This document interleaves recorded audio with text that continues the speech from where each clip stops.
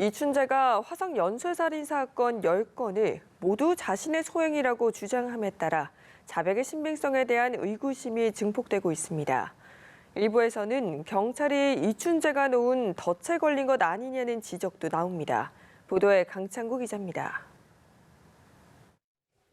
경찰이 DNA 분석 결과를 토대로 화성 연쇄살인 사건의 용의자로 이춘재를 특정하는 개가를 올렸지만 이춘재가 화성 사건 10건을 모두 자신이 했다고 자백하면서 수사가 난관에 부닥쳤습니다. 화성 사건 가운데 1988년 9월 16일 발생한 8차 사건은 유일하게 해결된 사건으로 범인은 대법원에서 무기징역을 확정받았습니다. 당시 경찰은 현장에서 발견된 채무에 대해 방사성 동위원소 감별법이란 과학적 기법을 동원해 사건을 해결한 것으로 주목받았습니다.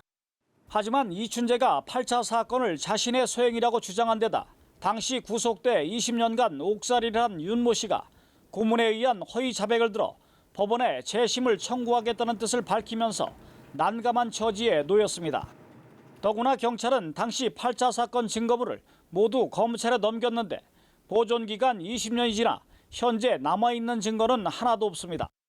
일각에서는 가석방 가능성이 날아간 이춘재가 놓은 덫에 경찰이 걸린 것 아니냐는 지적도 나옵니다. 실제로 화성 사건 당시 수사를 담당했던 전직 경찰은 8차 사건은 기존 사건과 확연히 달랐다고 증언합니다.